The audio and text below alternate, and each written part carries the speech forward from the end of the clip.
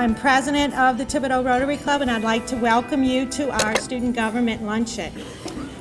For those of you who may not be familiar with Rotary, we are an international organization providing service to the less fortunate and needy here in our community, as well as across the globe. We are delighted to host this program and to have you here as our guests today. In the interest of time, I'm not going to even try to introduce all and recognize all of our public officials here today, but please know that we do appreciate you taking the time out of your busy schedule to attend this important program. We have a lot to cover, so what I'd like to do is ask that Rotarian Danny Cavell introduce our distinguished guest speaker, Lieutenant Governor Jay Dardenne. Thank you, Jennifer, and welcome to everybody for the meeting today. Jay Dardenne was elected to a 4-year term as Louisiana's Lieutenant Governor in October of 2011. He previously served a 1 year in that position, filling an unexpired term. He had also served 4 years as the Secretary of State and 15 years as a state senator from the Baton Rouge area. During his legislative service, he has served as the Senate Finance Committee. In 2003, he was named the National Republican Legislature of the Year.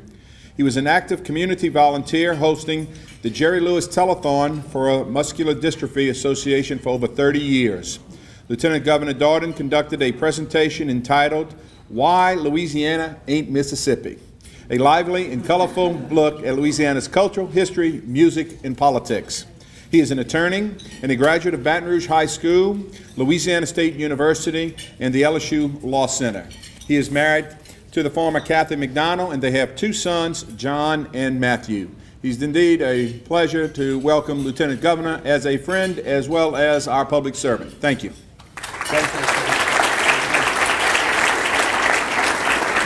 Well, thank you. Thank you very much. It's great to be with you today. I feel like I need to become a registered voter here in Lafourche Parish. I've been to Thibodaux each of the past 3 weeks. I had the opportunity to be at the groundbreaking for the new John Folks Culinary Institute building that's going to be going up, and had an opportunity to join the parish president and others last week at the art exhibit that is opening up at Jean Lafitte. That's going to be a great tribute to the coast and reminder to everyone what we need to do to save Louisiana's wetland in your hometowns, and I hope a lot of people will enjoy that, and it's great to be with you today, particularly on a day like today where we have so many young people who are obviously have already been recognized as leaders and are having the opportunity to interact with the leaders in Lafourche Parish and in Thibodaux. So welcome to all of you, and congratulations on your selection. I'm going to take a few minutes of your time, and I'm going to give you some of my thoughts on what it takes to be an effective leader, and I'll be talking primarily to you students, but all of the rest of the Rotarians and the elected officials in the office hopefully will kind of think on these words as well. I know I have. I'm going to talk to you about a few words that you need to keep in mind in order to be an effective leader in your schools, in your churches, in your community, whatever position you may take on. The first word is confidence. If you're going to be in a position of leadership, you have to have confidence in what you do. There's a very sharp distinction between being confident and being arrogant. All of you will recognize this in your school. You're going to be able to think of people who you know have confidence, they step up, take on jobs, do them effectively, and then there are going to be other people who have crossed that line and they're arrogant. They're real sure of themselves, but they want to make sure you're sure of them as well. And there's a very important distinction between those two terms. As a leader, you want to be confident. You want people to have confidence in you and be willing to trust you to do what you think is right, but you don't want people to think that you think you're above them. It's an important distinction to keep in mind if you aspire to a leadership position. The second word is honesty. And I don't mean honesty in terms of you find a wallet on the street and you're going to return it to its rightful owner, or honesty in the sense of you're always going to do the right things. I'm talking about being honest with yourself.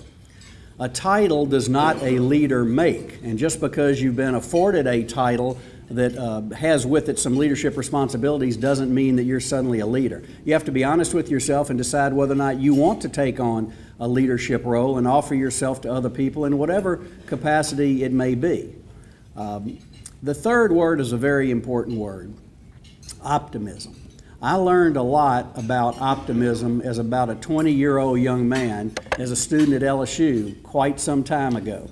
I had the opportunity to be involved with the Muscular Dystrophy Association. Danny mentioned my involvement with that organization. It began when I was a student at LSU and was fortunately asked to be the National Youth Chairman for the Muscular Dystrophy Association. I got an opportunity to travel around the country and encourage young people to get involved in fundraising activities to fight these dread diseases. There are 40 different neuromuscle diseases that are under the umbrella of muscular dystrophy. And in that capacity, I had a chance to go to Atlanta, Georgia, and meet a young man named Matthew Brown. Matthew was from Stone Mountain, Georgia, right outside of Atlanta. When I met him, he was 6 years old and he was in a wheelchair. He had never walked in his life and he was not expected to live past his 13th birthday. He had a form of muscular dystrophy called Duchenne muscular dystrophy that was destined to kill him before he reached his teenage years.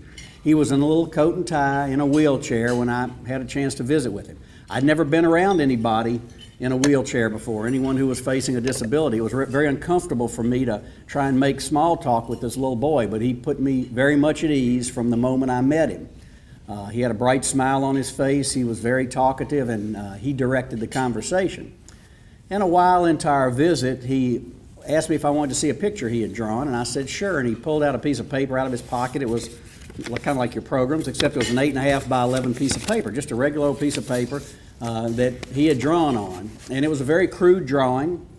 It was kind of a semicircle looking thing like this, and there was a squiggle up at the top and a squiggle off to the side. And I had no idea what it was, and I said, well, Matthew, this is great, but what is it? And I'll never forget his words. He looked up at me from his wheelchair and he said, oh, it's very simple.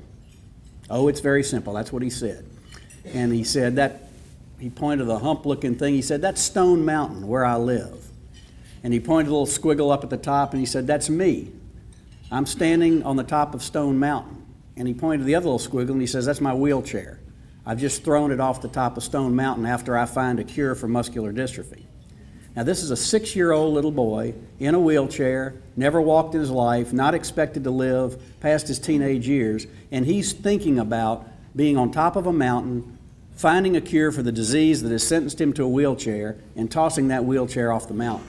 Now that taught 20-year-old or so Jay Dardenne an awful lot about optimism and about the way to look at life. If he could look at life as a 6-year-old boy in that way, everybody ought to be able to do that. And he beat the odds. He lived past his teenage years. He actually got married. He worked in a video store outside of Atlanta, Georgia. He really beat the odds, but more importantly, he taught me and a lot of other people, I assure you, a lot of lessons in life, not the least of which was the importance of being optimistic. Matthew Brown was never elected to anything in his life, but he was a leader. He knew the importance of how you view life and how you conduct yourself in dealing with other people. And that's a quality that's very important for anyone who aspires to a leadership position to have. The next word is an even more challenging word, I think, than any of the others I've mentioned. It's a difficult word to define. It's integrity. We'll go around the room and everybody will have a bunch of different definitions for what integrity means. I'm going to give you an example of what I think a great example of integrity is. It goes back centuries, and many of you, if not all of you, are familiar with the story about a gentleman named Sir Thomas More. He was the highest legal officer in the land in Great Britain. The king, King Henry, wanted to divorce his wife and marry another woman, Anne Boleyn, because his wife could not give him children. He wanted to make sure that there was an heir to his throne. The only problem was that the law did not allow divorce and did not allow him to do what he wanted to do. So he went to Thomas More, who was the highest legal officer in the land, and he demanded that Thomas decree that the law would be changed so that he could have his way. And Thomas refused. He said, no, that's not what the law provides. That's not what I'm responsible for doing as the Chancellor of England, the highest legal officer. And the king said, well, we'll fix that. And he put Thomas More in the Tower of London, which was the jail, to let him think about it a little bit, see if he wanted to change his mind. And days passed, and weeks passed, and months passed, and Thomas More would not change his mind. And person after person went to see Thomas to get him to change his mind. And he just simply wouldn't do it. And you're familiar with this story. Sir Thomas More, now St. Thomas More, refused to do it. But what happened in this story is that it became a wonderful play called A Man for All Seasons, became a book, A Man for All Seasons. It became a movie, A Man for All Seasons. And that's where I first got introduced to this.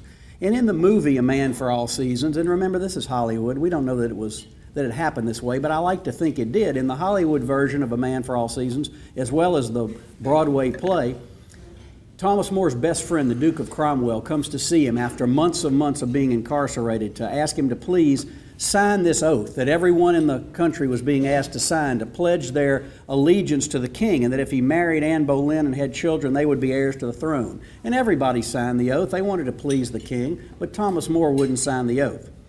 The Duke of Cromwell went to see him in prison and begged him, please, Thomas, sign this oath, and when you do, you'll be released, and then you can come with me for fellowship. And at least in the movie version, and I hope it happened like this, in the movie version, Thomas More, incarcerated for months, looks at his best friend, the Duke of Cromwell, and says this to him: when you ascend to heaven for following your conscience, and I descend to hell for not following mine, will you come with me for fellowship? And the Duke didn't have an answer for that. Thomas refused to sign the oath. He lost his job. He lost his family. He lost his freedom. Ultimately, he lost his head because he was beheaded at the behest of the king, but he did not lose his integrity. He held on to that one quality that only he controlled, and he didn't lose it. And you get to control that one quality as well. As you make decisions in your lives, as you go forward, you get to decide whether you're going to maintain your integrity, whether you're going to forsake your integrity. And if you aspire to any kind of a leadership position, be it a public position or be it any other private position, you'll have to make that decision whether you're going to sacrifice your integrity. And hopefully, like Thomas More, you won't. The next word I mentioned to you is communication. God gave us 2 ears and 1 mouth. And most of us tend to use that one mouth a lot more than we use those 2 ears.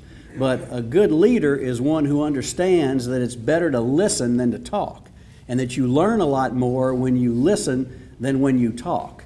And a quality of leadership that often is forgotten is the ability to listen and understand what other people have to say, because their thoughts, their positions, their viewpoints may be a lot more instructive than the ones you want to impart on people by simply talking all the time. And the last word I'll mention is the most contagious of all diseases. More contagious than AIDS, more contagious than the common cold. I've looked it up in the health dictionary and I can't find it. There is fatigue, and there is fungus, and there is encephalitis, but it skips right over this most contagious of all diseases, and that is enthusiasm. If you have enthusiasm for what you do, if you believe in what you do and people appreciate the level of enthusiasm you bring to a task, it's going to be very contagious and people are going to follow you. So those of you who are a part of this great program that has gone on for years and years and years, Mayor for a Day, where you assume the roles of public servants and you get an opportunity to act in those capacities informally, you get a chance to interact with the people who actually hold those offices today, have a great opportunity to be able to exercise the leadership qualities that you have, and you'll have opportunities down the road as well. But if you take the first letter of each of those words I've talked about and put them all together, you've got yet another word: confidence, honesty, optimism, integrity, communication, enthusiasm, and that word becomes what? Choice. Oh, good, you're using those 2 ears and listening, not just hearing. Choice.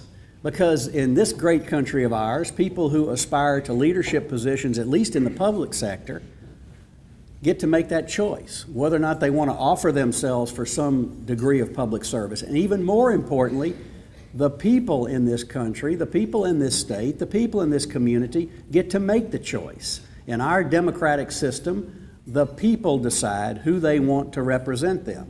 It's not a king, it's not a potentate, it's not a ruler who comes to power through family or through fame or through fortune. It's because someone makes a conscious decision to want to offer themselves for a leadership position, and the people get to decide.